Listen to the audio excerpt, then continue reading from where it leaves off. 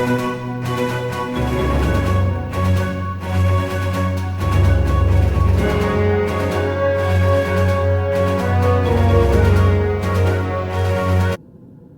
you the high times. Today we'll be going over the most historic court cases in American history. I am Brian LeBlond, and this is my co-host Mary Jane. Today we are doing the cases Miranda versus Arizona, which is a very important court case to the United States history. That was decided in 1966, which was argued and decided about Miranda, who had kidnapped and raped a woman, who was sentenced to 20 to 30 years of imprisonment. This was then ruled and denied because he was not told his own constitutional right for an attorney and that he had to be informed about his own rights, which the police officer had not done. This then thus established the Miranda rights, and the vote was won 5-4. Man, those judges must have been more high than the Beatles writing Yellow Submarine. Gideon versus Wainwright.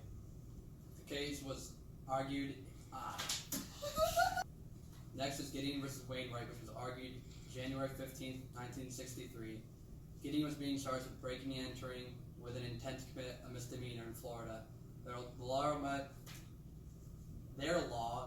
That's a weird sentence. The next case is Gideon versus Wainwright. Gideon was being charged with, forgot to do the date. The next case is Gideon versus Wainwright, which was argued back in January 15th, 1963. Gideon was being charged with breaking and entering with an intent to commit a misdemeanor in Florida. The law made it so he was unable to have an attorney to represent himself in court. Without an attorney, he wasn't able to properly support himself and was sentenced to 3 years in prison. The ruling was 9-0. He filled the petition to the Supreme Court, and they allowed him to speak about whether or not the Sixth Amendment should allow an attorney to a defendant in the state court, and was decided March 18th, 1963. That was Gideon was sentenced to 5 years in prison because he couldn't get himself an attorney. The next course is the New York Times versus the U.S. This was argued back in June 26, 1971. This was known as the Pentagon Papers. The Nixon administration tried to prevent the New York Times from publishing papers that were deemed classified. The president argued that these papers would be put in the protection of the national security at risk. It was argued back in June 26 of 1971. This case was known as the Pentagon Papers by the Nixon administration that tried to prevent the New York Times from publishing papers that were deemed classified. The president argued that publishing these papers would put the protection of national security at risk. I'll cut it off there and not start from the beginning. The president... I'm so sorry. I'm gonna go get a drink of water really quick so I can talk. The president...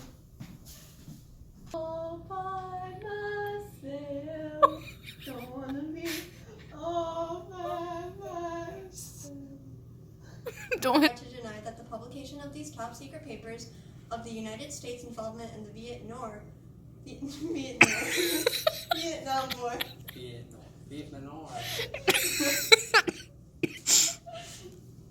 is gonna really get a kick out of this. Yeah, he is. The president then tried to deny that the court claiming that... Wait, no, wrong sentence. Okay. The president tried... You're so done with me. I'm getting close to it. Okay. The president tried to deny Hey, we didn't even the start. publication of blah, blah, blah, blah, blah, No, no, no. blah. Oh, I'm still going. Why are you still going? That's up. The president then tried to deny that the publication of these top secret papers of the United States involvement in the Vietnam War. The vote was 6-3, the court claiming that it violated the First Amendment. People believe that publishing these papers helped end the Vietnam War. This course was then argued in June 26, 1971, and was also decided on June 30th, 1971. The decision ruled made it possible that the New York Times and the Washington Post allowed the publication of classified Pentagon papers without punishment. Okay, cut it there. Yeah. That was. Next is Worcester versus. I want to say Virginia. Yeah, so me too. badly. Thinking Virginia, no Georgia. I said Virginia. That's why. Alright. Next is Worcester versus Georgia. In 1828, the state of Georgia passed a series of laws stripping the local Cherokee Indians from their rights. This law also authorized Cherokee removal from the lands sought after by the state. They were indicted under an act passed by Georgia in 1830. He tried to argue that what they were trying to change him 4 was unconstitutional, but he sadly lost the battle. This is important because Andrew Jackson allows this to happen and goes through the Trail of Tears, and the Supreme Court doesn't try to stop them. This was argued February 20th through 23rd, 1832, and was decided March 3rd, 1832. The decision was he would be charged and sentenced to hard labor for 4 years, and I thought my mother-in-law was controlling. Next is the court of Korematsu versus U.S. This is about Japanese-American families that were forced to give up their jobs in 1943. One citizen, Fred Korematsu, disobeyed the evacuation order and argues that singling out Japanese Americans was unconstitutional, and citizen Korematsu disobeyed this evacuation order, and he argued that singling out Japanese Americans was unconstitutional.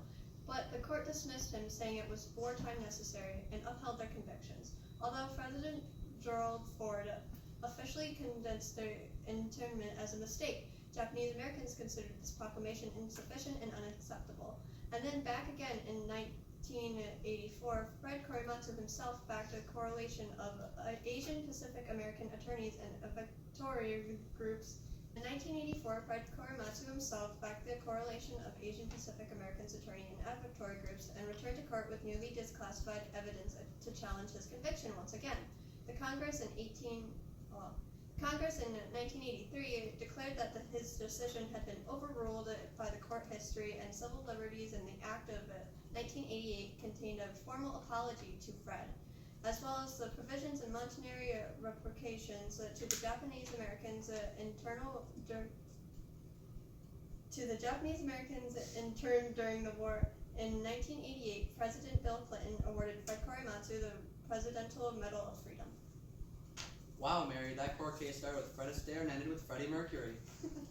That's all for tonight, folks. We will bring you the high times tomorrow. See you later on CBS 420.